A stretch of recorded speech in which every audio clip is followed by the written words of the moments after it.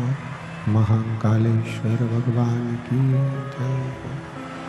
ओंकारेश्वर भगवान की जय हो। भूतेश्वर भगवान की जय हो। गोपेश्वर भगवान की जय। संत सद्गुरुदेव गौ माता की जय हो। चिंता संतान हंतारो यत्पदानो ऋणवा सुयनंतनी चचार्यानं प्रणमामि मुहुर्मुहुः। यदं गुरुतो जन्तुवा सर्वदुःखातिगो भवेत्तमं सर्वदा वन्दे श्रीमद्वल्लभनन्दनम्।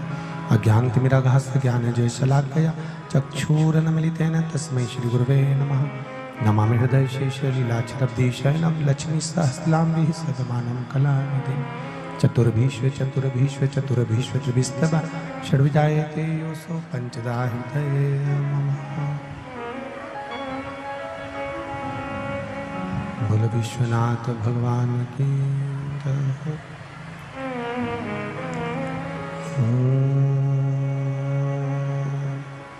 नमः शिवाय।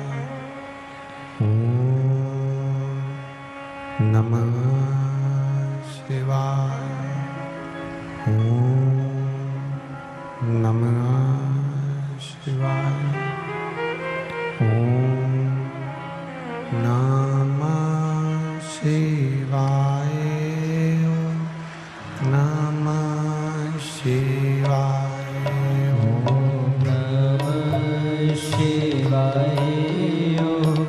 नमः शिवाय।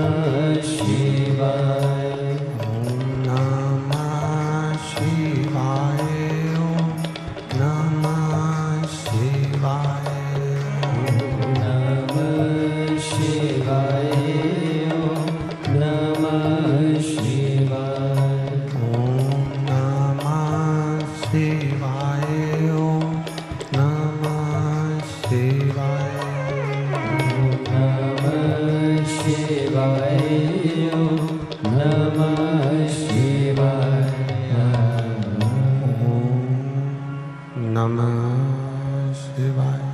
ओम नमः शिवाय। ओम नमः शिवाय। ओम नमः शिवाय। ओम नमः शिवाय। ओम नमः शिवाय। ओम नमः शिवाय। ओम नमः शिवाय। ओम नमः शिवाय। ओम नमः शिवाय। ओम नमः शिवाय। भोला नमः शिवाय। गोरा नमः शिवाय। भोला नमः शिवाय। भोला नमः शिवाय। भोला नमः शिवाय। गोरा नमः शिवाय। भोला नमः शिवाय। गोरा नमः शिवाय। नमः शिवाय। नमः शिवाय। नमः शिवाय। नमः शिवाय। नमः शिवाय। नमः शिवाय। नमः शिवाय। नमः शिवाय। नमः शिवाय। ओम नमः शिवाय। ओम नमः शिवाय। विश्वनाथ भगवान की जय। महाकाल राजा की जय। ओंकारेश्वर भगवान की जय। कुबेरेश्वर महादेव की जय। हर हर महादेव। हर हर महादेव। हर हर महादेव। काशी विश्वनाथ ओगड़दानी त्रिकालदर्शी अविनाशी भगवान शिव जिनकी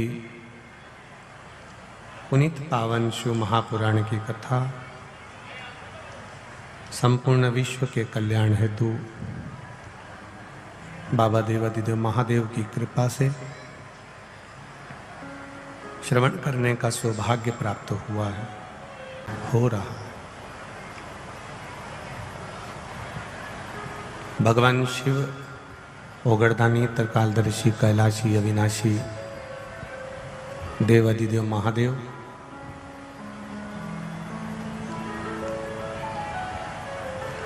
पीछे की बस आवाज बढ़वा दो इधर की, जो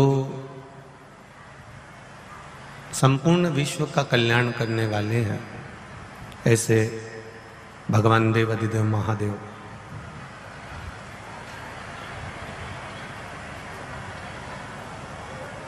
कई लोगों के मन में एक प्रश्न खड़ा हो जाता है कि रोज रोज शिव पुराण आस्था चैनल पर हम सुनते हैं, फेसबुक यूट्यूब पर श्रवण करते हैं, कहीं ना कहीं किसी न किसी रूप में हम शिव महापुराण की कथा को श्रवण करते रहते हैं।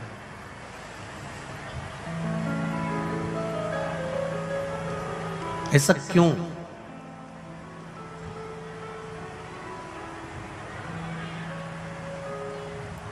किस लिए? कारण क्या है? देखिए, 8 दिन के लिए आप कहीं बाहर जा रहे हो, 10 दिन के लिए आप अगर कहीं बाहर जा रहे हो तो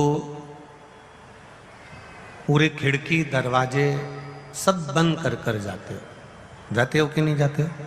खिड़की भी बंद करोगे, दरवाजे भी बंद करोगे। अब 8-10 दिन के लिए आप बाहर गए और आपने सारे खिड़की दरवाजे सब बंद कर दिए, सब कुछ बंद कर कर गए। इसके बाद भी घर के अंदर खिड़की बंद है, दरवाजे बंद हैं, रोशनदाने बंद हैं, ताले लगे हुए हैं। उसके बाद भी घर में धूल जमती कि नहीं जमती? धूल जमती कि नहीं जमती? बोलो, जम के बोलो जरा। जमती है ना? अब तुमने खिड़की भी बंद करी है, दरवाजे भी बंद करे हैं, सब कुछ बंद कर कर आप 8 दिन के लिए 10 दिन के लिए गए और तो भी घर के अंदर धूल जम जाती है।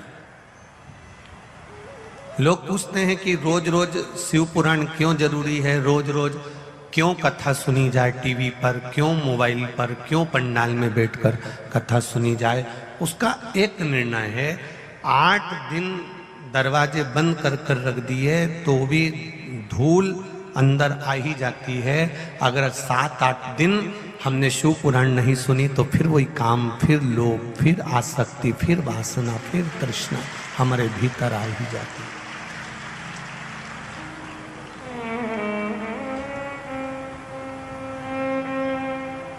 भोजन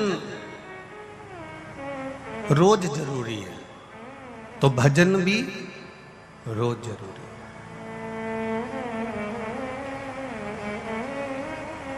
प्रतिदिन कमरे की सफाई करते रहो, कमरा चकाचक दिखता रहेगा। प्रतिदिन शिव महापुराण की कथा सुनते रहो तो घर में भी आनंद सदा बना ही रहेगा। ये निश्चित था।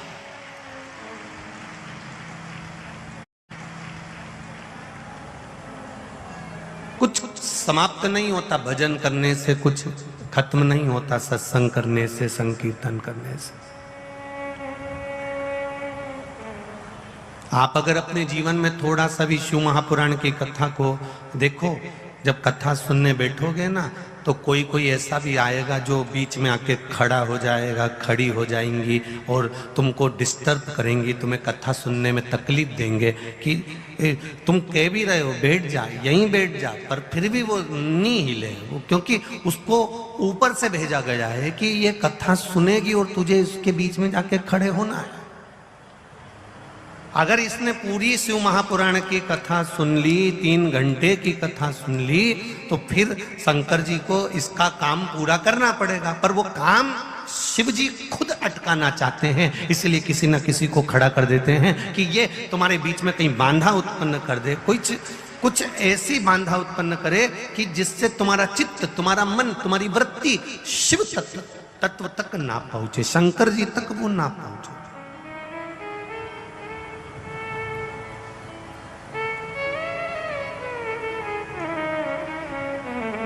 पर हमारे मन को, हमारे चित्त को, हमारी वृत्ति को, हमारे हृदय को हमें शिव तक लेकर जाना। हमारे हृदय को कोई कहे तुमसे, कई लोग कहते हैं कि संसार में अकेला आया हूं, अकेला जाना है। ना ना ना ना ना, मृत्यु लोक में जन्म लिए हो, कभी अकेले नहीं हो। माता के गर्भ में अगर तुम अकेले होते तो कब के मर गए होते, अंदर सड़ गए होते, अंदर कष्ट भोग रहे होते। पर माता के गर्भ में जब संतान आती है, माता के गर्भ में जब बच्चा आता है, तो उसके साथ वो अकेला नहीं होता, मेरा महादेव एक अंश के रूप में उसके साथ विराजमान होता है। जन्म से लेकर मृत्यु तक, जन्म से लेकर अंतिम अवस्था तक मेरा देवाधिदेव महादेव तुम्हारे साथ में है, जन्म से मृत्यु तक। हां, थोड़ी परीक्षा ज्यादा ले सकता है, थोड़ा कष्ट जिंदगी में आ सकता है। एक बार अगर ना सुने, आप पुकारो उसको।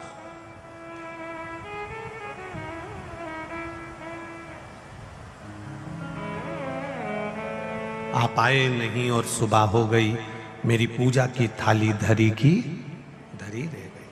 कोई कारण हो सकता है, आपने थोड़ा सा अच्छा सोच के रखा कि मेरा ये काम हो जाना था, मेरा ऐसा हो जाना था, मेरा ऐसा हो जाना था। और हो सकता है तुम्हारे सोचने से भी और अच्छा मेरे देवाधिदेव महादेव ने तुम्हारे लिए सोच कर रखा, उससे अच्छा सोचा, उससे अच्छा विचारा।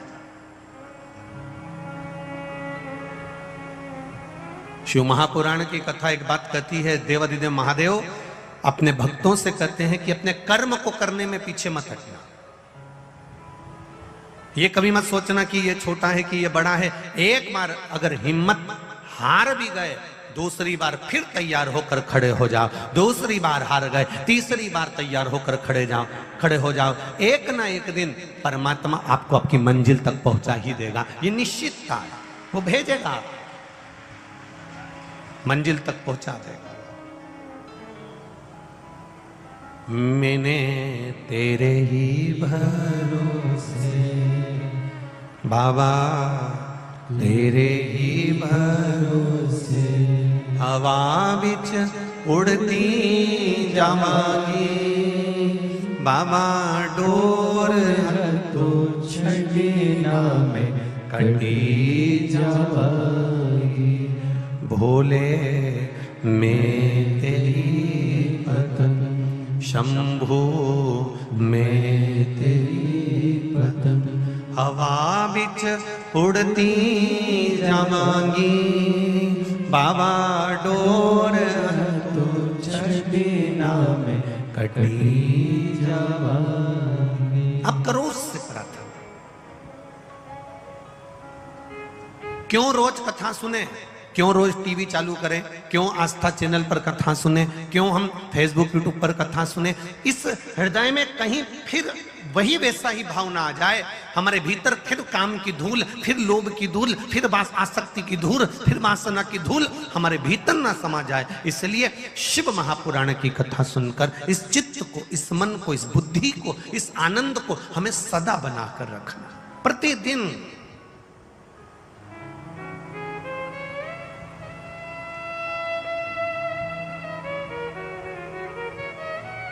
जैसे एक घर में बेटा होता है और एक घर में बहू, बेटा और बहू दोनों होते हैं, तो जब भी कोई बात करता है तो लोग कह देते हैं ये इसकी दुल्हन है।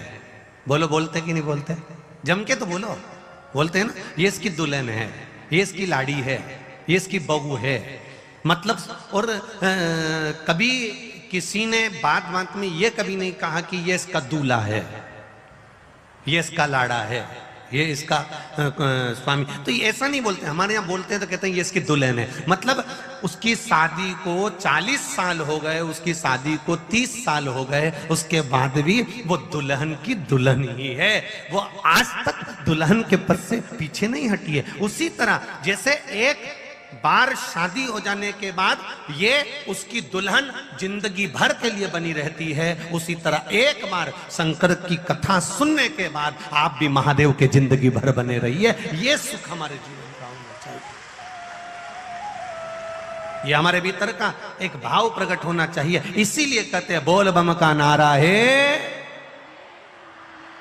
बाबा एक सहारा है। आप जब जब परमात्मा के पास में जाएं, आप जब जब शिवालय तक जाएं, आप जब जब शंकर की चौखट तक जाएं, आप जब जब मंदिर तक जाएं, आप जब जब भगवान की कथा तक जाएं, तब आपके भीतर ये भाव प्रकट होना चाहिए कि मेरा बाबा एक मेरा सहारा बनकर चल रहा है, मेरा बाबा मेरा अपना बनकर चल रहा है। ये मुझे डूबने नहीं देगा, ये मुझे नष्ट होने नहीं देगा, ये मुझे बर्बाद होने नहीं देगा, ये मुझे थाम लेगा।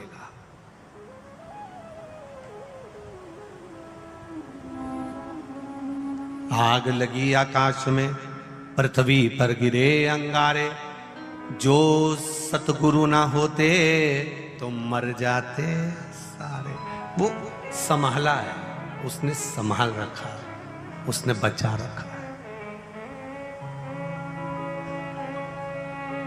कभी अपनी चित्तवृत्ति में ये लेकर मत आना कि मैं अकेला, कभी मतलब कभी नहीं।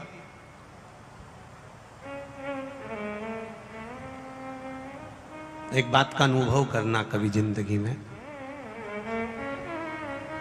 हम तो करते ही रहते हैं, आप भी अपने जीवन में एक अनुभव करिएगा।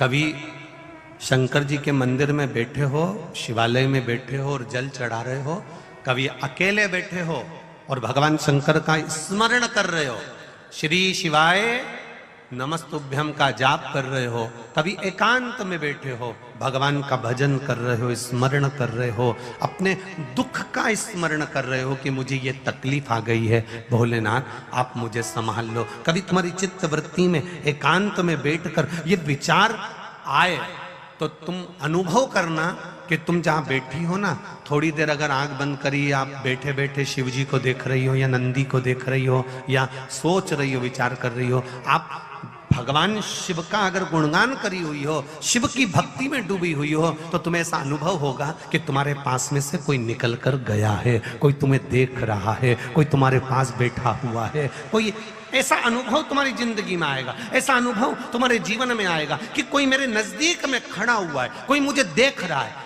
देखते देखते एकदम तुम्हारा ध्यान जाएगा कि कोई मुझे यहां देख रहा है, कोई मुझे वहां से देख रहा है, कोई मुझे पुकार रहा है। कोई कभी तुम एकांत में शिव भक्ति में लगे हो तो तुम्हें ऐसा अनुभव होने लगेगा कि कोई ने मुझे आवाज लगाई है, कोई मुझे पुकार रहा है। पलट कर देखोगे, जाने का प्रयास करोगे, उससे मिलने का प्रयास करोगे। अकेले बैठे हो, कौन है तुम्हारे साथ में? अब तुम यहाँ कह रहे हो कि मैं अकेला हूं, पर शिव महापुराण की कथा कहती है माँ के गर्भ में जब बच्चा आता है, उस गर्भ में जब बच्चे को प्राण उत्पन्न हो जाते हैं, तब देवाधिदेव महादेव को ये नियम है।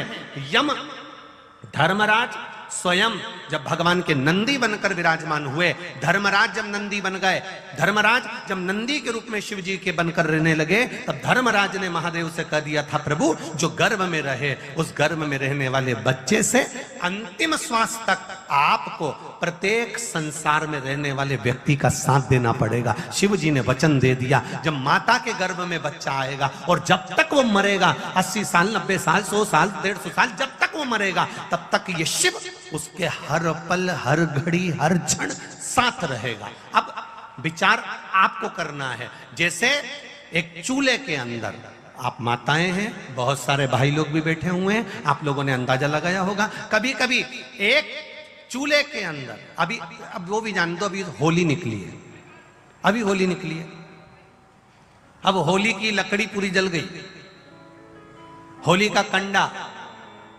होली की गोबरी, ये सब जल गई, राख राख इकट्ठी हो गई। करें दर्शन की नहीं करें?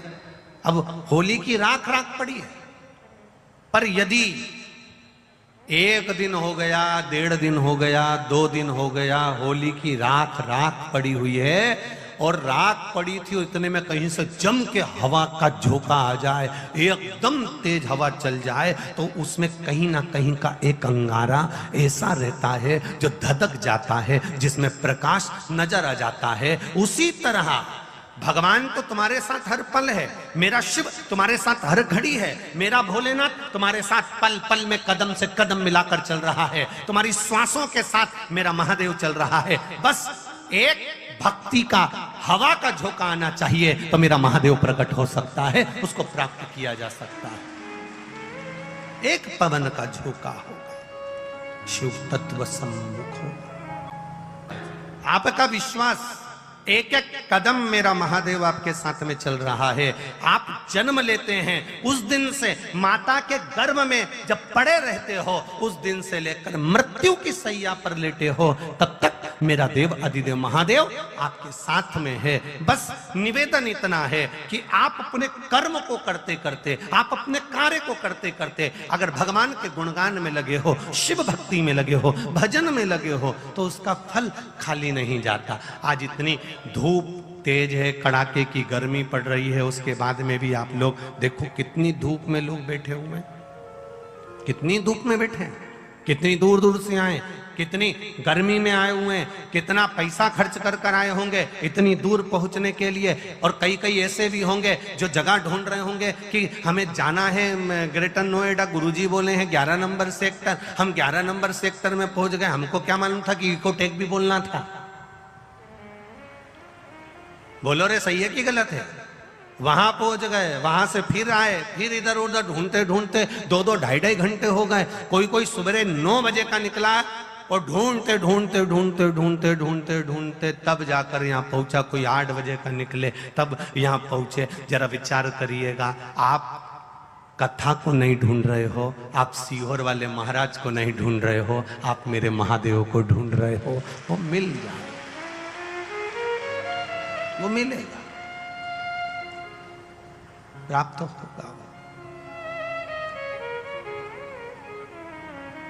ये भले तुम नीचे लटका कर आए हो, पर जितना बड़ा तुम्हारा पल्लू है ना, उससे दुगना भरकर भेजेगा, निश्चित है, निश्चित।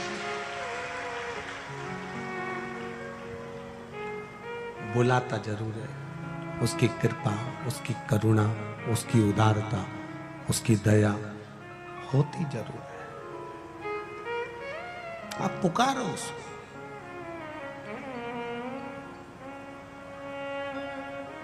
आप दिल से उसको जब पुकारोगे, दिल से आप उसको कहोगे, वो सम्मुख आएगा, पहुंचेगा। बस दिखावा नहीं करना। यदि हमने दिखावे से अगर परमात्मा को पाने का प्रयास करा तो वो परमात्मा कभी नहीं मिला है। शिव मंदिर में भी जाना है तो हमको केवल विश्वास के बल पर जाना है, उसकी दृढ़ता के बल पर जाना है, उसके भरोसे पर जाना है। और विश्वास रखकर जब हम उसकी शरणागति की ओर जाएंगे तो वो आप रूप प्राप्त हो अपने आप। पत्थर में चिंगारी है, उसको प्रकट करना आना चाहिए। लकड़ी में भी आग है, उसको प्रकट करना आना चाहिए। सर्वस्व परमात्मा है, उसको देखने की दृष्टि तुम्हें चाहिए।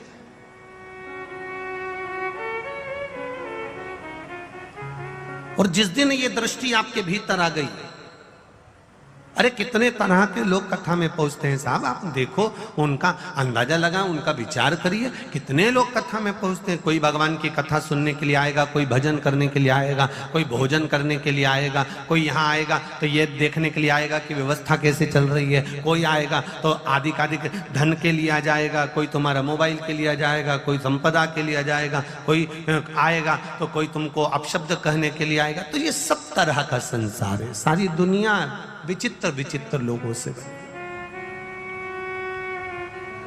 पर आप क्यों ना परमात्मा की भक्ति करो।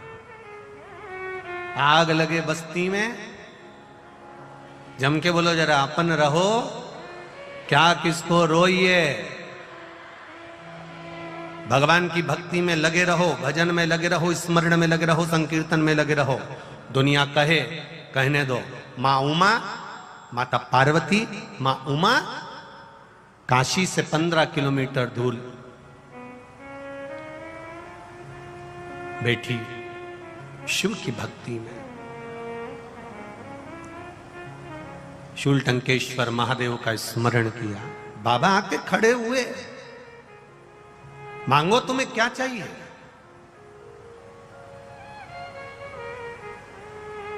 मैं तुम्हें क्या प्रदान कर सकता हूं। जिसका नाम ओघड़ दानी है, जिसका केवल नाम ओघड़ दानी है, वो कोई साधारण नहीं है। ओघड़ दानी का मतलब होता है कि उसके दरवाजे से कोई खाली ना गया।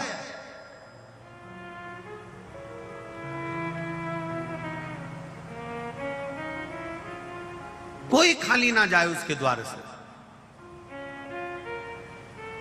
इतना देने वाला, इतना देने वाला कि वृक्ष के ऊपर एक शिकारी बैठा हुआ है और वो शिकारी पांव से उसके बेलपत्री की पत्तियां टूटकर नीचे शिवालय पर जाकर गिर रही थी।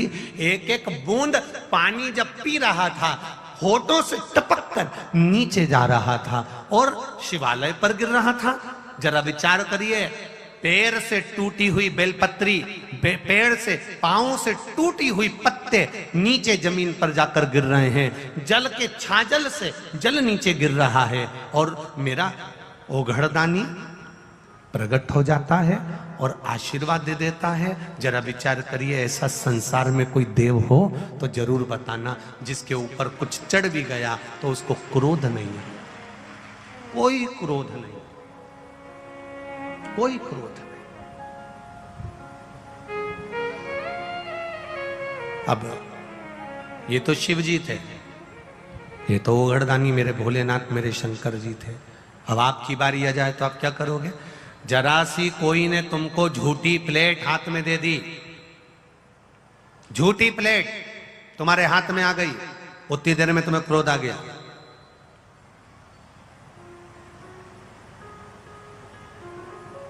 कप में चाय पी, पड़ोसन ने कह दिया ये कप मेरा भी ले जा, उतने में क्रोध आ गया, उतने में गुस्सा।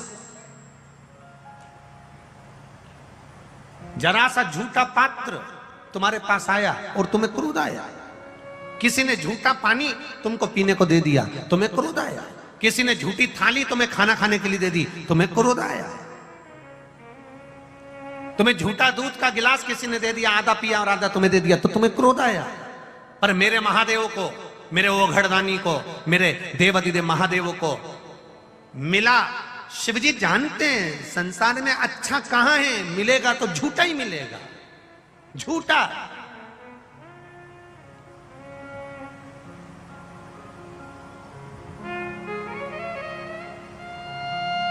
तेरी पूजा को जल ले आई, उसे मछली भी झूठा कराई।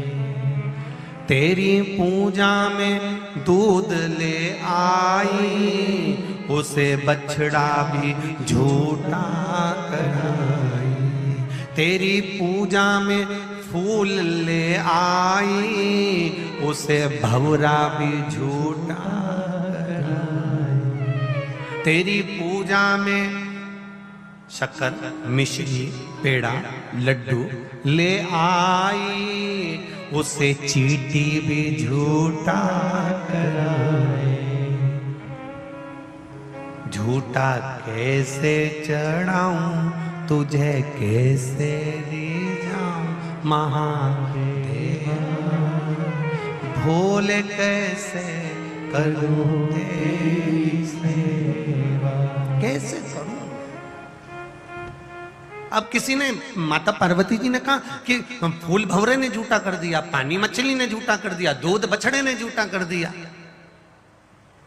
लड्डू चींटी ने झूठा कर दिया। अब इतना सब ये झूठा झूठा है और आप पर चढ़ रहा है तो भी आप प्रसन्न हो जाते हो। शंकर भगवान ने कहा यही तो संसार है, यही संसार है।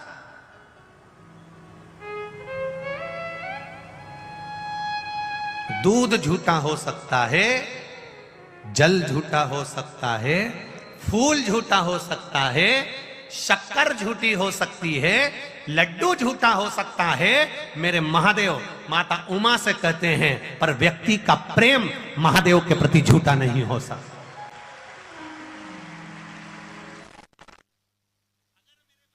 है तो प्रेम से आता, मेरे मन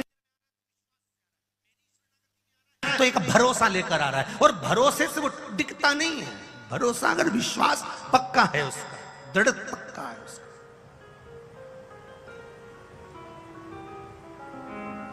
एक शिव जी से कह रही हैं आप आए, आपके आने का मुझे बहुत खुशी है, बस इतनी करुणा कर दो, कृपा कर दो कि संसार के लोगों की झोली, संसार के लोगों की जिंदगी में कभी दुख ना आए, कभी कष्ट ना आए, उनकी झोलियां खुशियों से भर दो। कोई आपसे पूछे नवनिधि का मतलब क्या होता है? मतलब जीवन में किसी संपदा की कमी ना आना, आपकी जिंदगी जीवन भर खुशियों से भरी रहना, ये नवनिधि है। नौ निधियां अलग अलग है।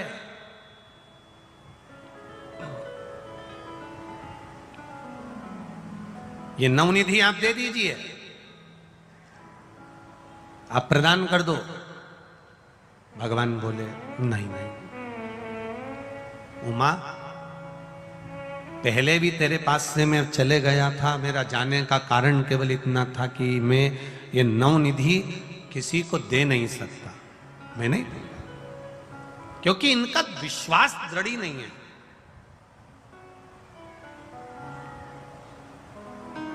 एक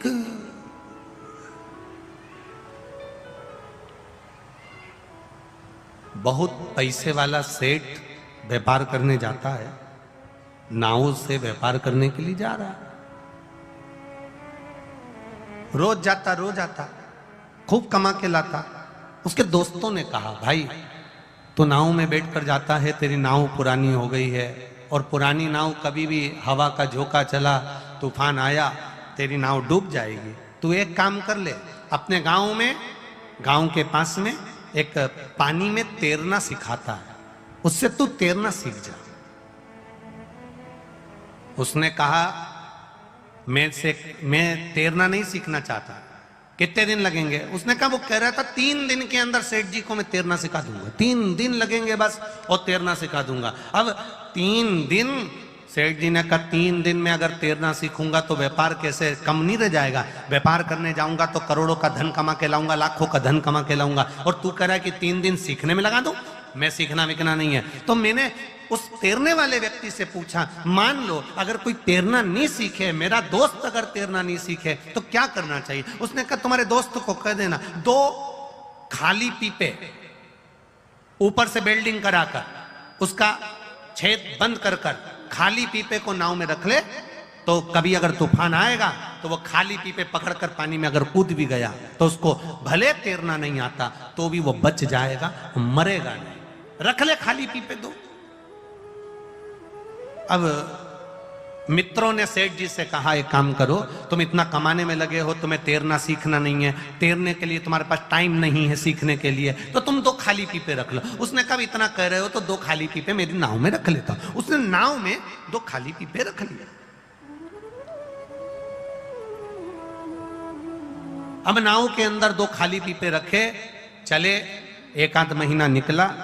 1 महीना निकलने के बाद अपने गांव आ रहा था, इतने में तूफान चल गया, और जो नदी में, तालाब में, सरोवर में, समुद्र में तूफान चला, तूफान चलते ही नाव डोलने लगी। जितने लोग नाव चलाने वाले थे वो कूद कूद कर भागने लगे, क्योंकि उनको तैरना आता था, इसको तैरना नहीं आता था। इसने एक व्यक्ति से पूछा नाव चलाने वाले से, मेरे पीपे कहाँ हैं? उसने कहा तुम्हारे सिर के पास में रखे हैं। उसने उठा, सब कूद गए, तैर कर पार निकल गए, नाव डूबने लगी। इसने विचार करा करूं तो करूं क्या, मुझे तैरना नहीं आता। पर पीपे पकड़कर उतरना है, बस खाली पीपे उठाना था।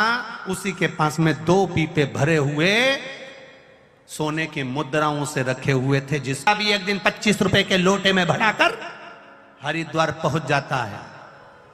मात्र 25 रुपए का लोटा होता है जिसके अंदर उसकी अस्थियों को भर दिया जाता है और हरिद्वार ले जाते हैं, पिंडदान करा लेते हैं। फिर कोई संबंध नहीं, फिर कोई नाता नहीं, कोई रिश्ता नहीं। कितनी प्रॉपर्टी, कितना धन, कितना वैभव, कितनी सत्ता, कितनी दौलत, एक जरा सा व्यक्ति को रोग आता है और उसका पूरा जीवन निचोड़ जाता है। भगवान से कहता है, जब बीमार पड़ा तो डॉक्टर कहता है मॉर्निंग वॉक करो, घूमने जाओ, थोड़ा कम खाओ। अभी नहीं, पत्नी कहती थी, परिवार वाले कहते थे कि देखो थोड़ा सावधानी से रहो, थोड़ा सावधानी से रहो। नहीं, मेरी प्रॉपर्टी, मेरी जायदाद, मेरी संपदा, मेरी सत्ता, मेरा वैभव, मेरी गाड़ी, मेरा बंगला, मेरी दौलत, मेरी सत्ता, बस उसमें रमा रहा, रमा रहा, रमा रहा। और एक दिन मौका आया नाव डूबने का, क्योंकि यह पुरानी नाव कभी भी डूब सकती है। जब मौका आया डूबने का तब भरी, बस अब लग रहा है मेरा बंगला कौन संभालेगा, गाड़ी कौन संभालेगा, मेरे बाद में कौन संभालेगा। उसी में समाता रहा, उसी में रमता रहा और आखिरी में डूब गई नैया, मर गया, समाप्त हो गया।